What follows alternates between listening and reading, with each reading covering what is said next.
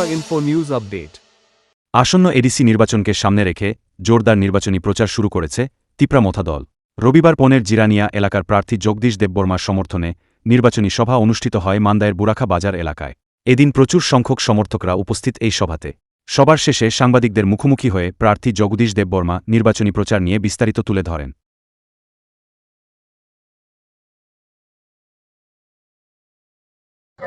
তিপ্রামথা বিগত 2021 সালের ফেব্রুয়ারি মাস থেকে তিপ্রামথা প্রতিষ্ঠার পরে দীর্ঘদিন দিনের পর দিন আমরা দারুণভাবে সাড়া পাচ্ছি।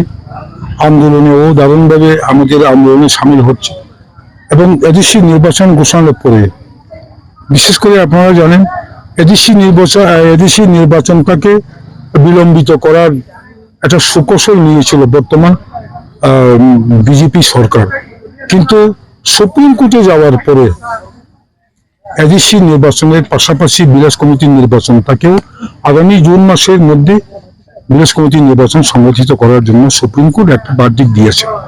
তো এই নির্বাচনে 15 জিরানিয়া তপশিল উপজাতি সংরক্ষিত কেন্দ্রে আমরা দারুণ সাড়া পাচ্ছি।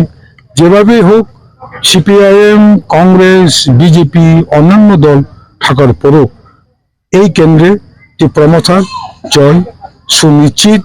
এবং আপনি জনগণকে বিভিন্ন ভোটারদের সঙ্গে যোগাযোগ করে তাদেরকে জিজ্ঞেস করুন, ওরা খোলা মনে বলবে যে আমরা তিপ্রামথা নিশ্চিত জয় হবে। মূল এজেন্ডা কি থাকবে নির্বাচনে? কি এজেন্ডা নিয়ে আপনারা? আমাদের এজেন্ডা এটা তো পরিষ্কার, একটা আঞ্চলিক পার্টির সুনির্দিষ্ট মৌলিক ইস্যুকে নিয়ে আমরা ভারতের সংবিধানকে মান্যতা দিয়ে আমরা আমাদের ইস্যুটাকে জনগণের কাছে নিয়ে গিয়ে জনবিদ তৈরি করি, সংগঠিত করি। মূল ইস্যু হবে 2024 সালে যে আমরা কেন্দ্র সরকারের সঙ্গে দ্বিপাক্ষিক চুক্তি করেছিলাম তার বাস্তবায়ন।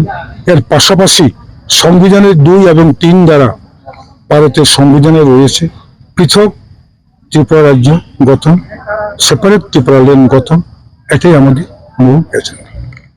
To Tripura Info and press the bell icon so that you never miss any latest updates and news on Tripura.